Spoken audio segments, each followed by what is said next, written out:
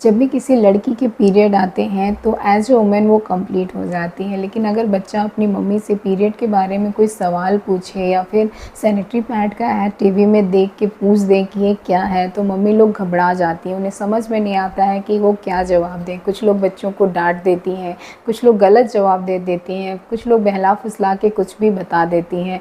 मुझे याद है कि जब मैंने सैनिटरी पैड का ऐड देख के मम्मी से पूछा था कि ये क्या है, तो उन्होंने मुझे बताया था कि बड़े लोगों का ये डायपर है, इसको बड़े लोग पहनते हैं। जैसे बच्चे डायपर पहनते हैं वैसे बड़े लोग ये डायपर पहनते हैं। लेकिन ये कि मम्मी की या फिर जो भी बच्ची की केयर टेकर हैं, उनकी ज़िम्मेदारी है कि पीरियड के बारे में सही जानकारी बच्चे को दें, ताकि जब भी उसके पीरियड आए तो उसे डर ना लगे, शॉकिंग ना लगे कि ये मेरे साथ क्या हो रहा है, मुझे ब्लड क्यों आ रहा है, कहीं मुझे किसी तरह की कोई बीमारी तो नहीं हो गई है।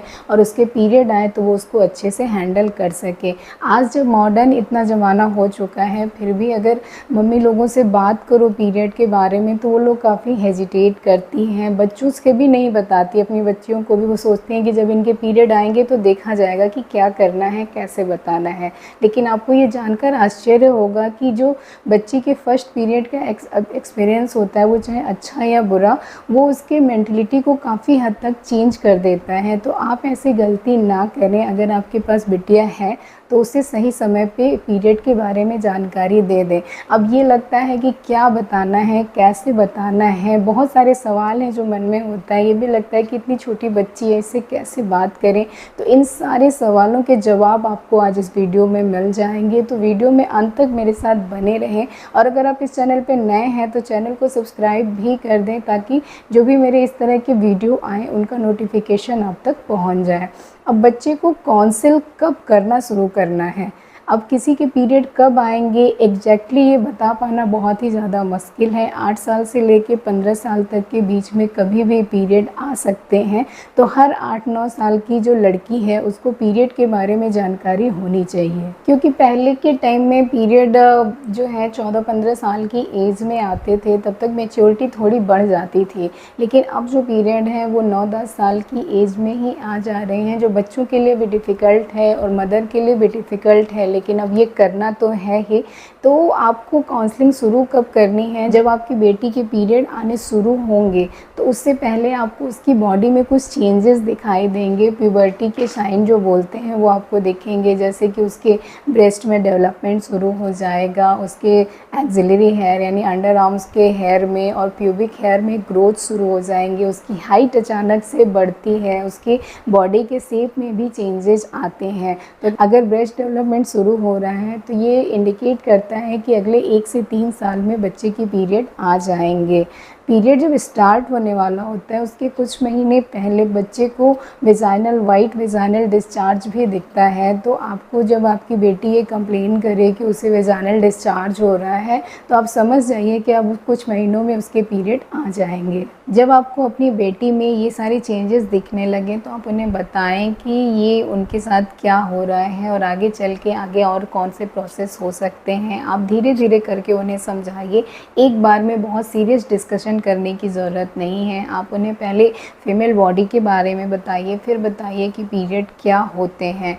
पीरियड क्या होते हैं आप कैसे बता सकती हैं। तो जब भी कोई लड़की 9 या 10 साल की हो जाती है तो उसकी वेजाइना से हर महीने 3 से 7 दिन तक ब्लीडिंग होती है, और इसी ब्लीडिंग को पीरियड बोलते हैं।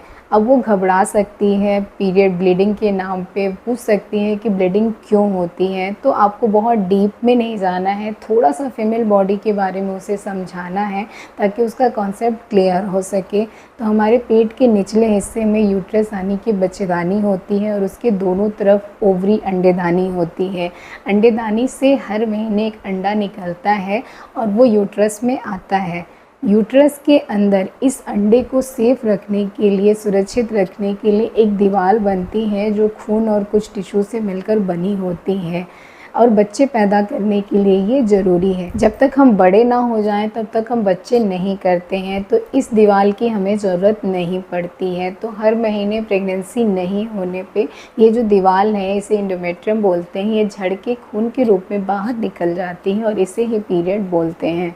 यह एक तरह का नेचुरल प्रोसीजर है, जैसे सुसु और पॉटी हम लोग करते हैं और इससे हर महिला गुजरती है। आप चाहें तो उसे इमेज से या फिर कोई एनिमेटेड सिंपल वीडियो है उसको भी दिखा के उसे समझा सकती हैं। आपको पीरियड के दौरान होने वाले शारीरिक और मानसिक बदलाव के बारे में भी उन्हें बताना है, ताकि अगर उनके फर्स्ट पीरियड आए और वो आपके पास ना रहें, घर से कहीं बाहर रहें या फिर स्कूल में रहें, तो किसी तरह की शर्म ना करें, घबराएं नहीं, डरे नहीं, वो अपने टीचर से बात कर सकें और उस समय अगर उनके पास पैड अवेलेबल नहीं है तो वो उनसे मांग सकें। उनके मन में पीरियड्स को लेके किसी भी तरह के मिथ या टैबू ना डालें, उनके मन में बिल्कुल ये धारणा ना डालें कि ये एक तरह का गंदा खून होता है, पीरियड के दौरान वो अशुद्ध हो जाती हैं, इम्प्योर हो जाती हैं, वो नहा नहीं सकती हैं, जोर से बात नहीं कर सकती हैं, किसी को बता नहीं सकती हैं कि उनके पीरियड आए हैं, क्योंकि ये छुपाने वाली चीज़ होती है। बहुत सारी चीज़ें जो पीरियड को लेके मिथ हैं, आप उनके साथ शेयर ना करें। वो जो करना चाहती हैं आप उन्हें करने दीजिए। वो अभी छोटी बच्चियां हैं, उन्हें लव, केयर और इमोशन के साथ हैंडल करें। पीरियड के दौरान होने वाले पेन के बारे में ज़रूर बताएं। आप बताएं उन्हें कि उनके पेट में, कमर में और पैर में दर्द हो सकता है, उनको नोजिया, एसिडिटी और लॉस ऑफ एपेटाइट जैसी प्रॉब्लम हो सकती है। पीरियड के दौरान खान पान का ध्यान रखना बहुत ज़रूरी है। आप उनका जो आहार है, जो भी आप न्यूट्रिशन दे रहे हैं, वो बैलेंस्ड होना चाहिए। उसमें iron, vitamin C, carbohydrate present होना चाहिए। और पीरियड्स के दौरान बहुत ज़्यादा घी, तेल, मसाले वाली चीज़ें नहीं लेनी चाहिए, इससे इंडाइजेशन और एसिडिटी बढ़ता है। पीरियड की फ़्लो और ड्यूरेशन के बारे में भी उनको पता होना चाहिए। नॉर्मली जो पीरियड है उसकी ब्लीडिंग 3 से 7 दिन तक होती है। ये ब्लीडिंग भले 3 से 7 दिन तक होती है, पर इसमें ब्लड लॉस बहुत ज़्यादा नहीं होता है। 3 से 5 चम्मच ब्लड का लॉस होता है। आप चाहें तो एक स्पून में पानी डाल के उन्हें दिखा भी सकती हैं कि देखो बस इतना ही ब्लड लॉस होता है। बाकी उसमें डेड सेल्स, टिश्यू और फ्लूइड्स होते हैं जो आपके वेजाइनल ब्लड के साथ बाहर आते हैं। पीरियड्स के जो ड्यूरेशन होते हैं जनरली 21 से 35 दिन के होते हैं, लेकिन सबका शरीर अलग होता है तो सबका फ़्लो और जो ड्यूरेशन है वो भी अलग अलग हो सकता है। तो किसी भी 2 गर्ल को आप कंपेयर ना करें कि उनके तो 3 ही दिन आते हैं, मेरी बेटी के 7 दिन आ रहे हैं, उसके 30 दिन पे आते हैं, इसके 25 दिन पे आ रहे हैं, तो ये सारे कंपेरिजन नहीं करने हैं। आप उन्हें कॉम्प्लिकेशंस के बारे में भी बताएं, जैसे कि अगर उनको ब्लीडिंग बहुत ज़्यादा हो रही है कि हर 2 घंटे पे उन्हें पैड चेंज करना पड़ रहा है, ब्लड क्लॉट आ रहा है, बहुत लंबे दिनों से ब्लीडिंग हो रही है, लगातार बनी हुई है, तो ये कंडीशन वो आपको बताएं ताकि आप सही समय पे जाके उन्हें डॉक्टर को दिखा सकें। जब पीरियड आने शुरू होते हैं तो बच्चे की जो ब्रेन सिस्टम है वो बहुत ज़्यादा डेवलप नहीं होता है, तो शुरू में पीरियड जो है वो इरेगुलर आ सकते हैं। हो सकता है पीरियड 2-2, 3-3 महीने पे आए, तो इसके लिए आपको परेशान नहीं होना है। जब बच्ची के पीरियड शुरू होंगे तो उसे कैसा फ़ील होगा, जब आप बच्ची के पीरियड आएंगे तो उसको अपनी पैंटी में थोड़ा सा गीलापन फ़ील हो सकता है जो वेजाइनल ब्लड के कारण होता है, या फिर हो सकता है कि वो टॉयलेट जाए, जब उठे तो नीचे उसे थोड़ा सा ब्लड दिखे। अगर पैंटी में उसे गीलापन फ़ील हो रहा है तो वो वॉशरूम में जाके एक बार चेक करके इंश्योर कर सकती हैं कि उसके पीरियड आए हैं या नहीं। अगर पीरियड आ गए हैं तो उसे सैनिटरी पैड लगाना है। अब बच्चे को पैड लगाने का तरीका और उसे डिस्पोज करने का तरीका ज़रूर सिखाएं और साथ में मेंस्ट्रुअल हाइजीन के बारे में उन्हें ज़रूर बताएं, जैसे कि हर 4 से 6 घंटे पे बच्ची को पैड चेंज करना है। उसका पैड गीला नहीं होना चाहिए, हमेशा ड्राई रहना चाहिए। अगर उससे पहले भी ज़रूरत पड़ रही है तो वो पैड चेंज कर सकती है। पैड को यूज करने से पहले और यूज करने के बाद हाथों को अच्छे से साबुन से धुलना है। जेनिटल एरिया को क्लीन और ड्राई रखना है। जेनिटल एरिया को धुलने के लिए किसी तरह के साबुन के यूज करने की ज़रूरत नहीं, वो नॉर्मल पानी से या फिर गुनगुने पानी से उसे धुल सकती हैं। धुलते समय डायरेक्शन का ध्यान रखना बहुत ज़्यादा ज़रूरी है। हमेशा उसको आगे से पीछे की तरफ धुलना है ताकि जो एनस में बैक्टीरिया प्रेजेंट है वो आपके वेजाइना तक ना पहुँचे और इन्फेक्शन कॉज ना करें।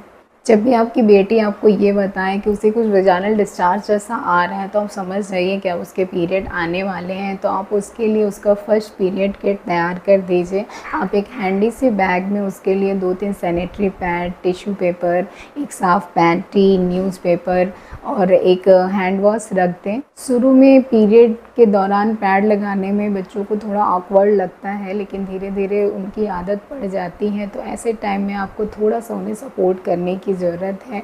आप उन्हें ये ज़रूर बोलें कि वो अपनी पीरियड की डेट को याद रखें। अगर वो नहीं रख पा रहे हैं तो आप पीरियड ट्रैकर भी इसके लिए यूज कर सकती हैं।